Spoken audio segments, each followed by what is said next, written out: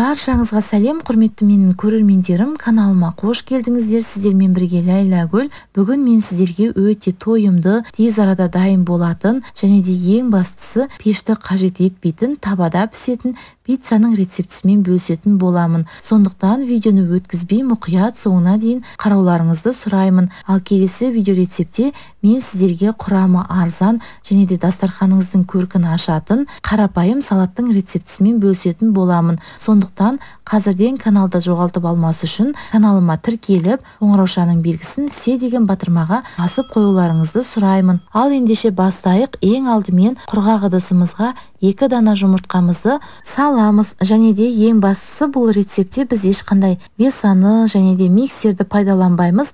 Барлығын көз мөлшермен саламыз. Оның үстіне 4 ас қасық қаймағымызды, оның үстіне 4 ас қасық майонезімізді саламыз, және де оның үстіне 9 ас қасық електен өткізілген ұнымызды саламыз. Ұнды салмай тұрып, жұмыртқалы массамызды араластырып алсақ та болады. Мен барлығын бір келкі осы ұнды салғаннан кейін бірақ араластырдым. Барлығы біріккенге дейін жақсылап араластырып, қоймалжың қалыпқа келтіреміз.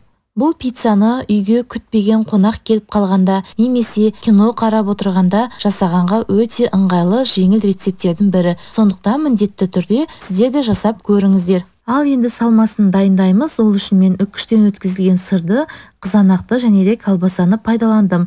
Қалауыңызша салмасын ауыстырып жасасаңыздар да болады. Енді табамызды отқа қойып, үстін сұйық маймен майлаймыз. Оттың асты орташа отта болуы керек.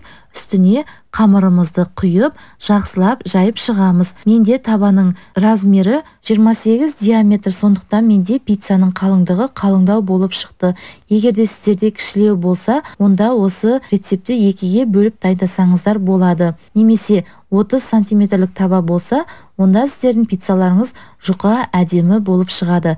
Барлық жеріне қамырымызды бірдей қылдырып жағып шығамыз. Енді осының үстіне кетчуымызды жағып, жақсылап жаймалап жаямыз. Достар, егерде сіздерге видео ұнап жатқан болса, онда мені шабыттандырып, лайк басып, комментарий жазып, подписка жасап қоюларыңызды сұраймын. Ол мен үшін өте маңызды.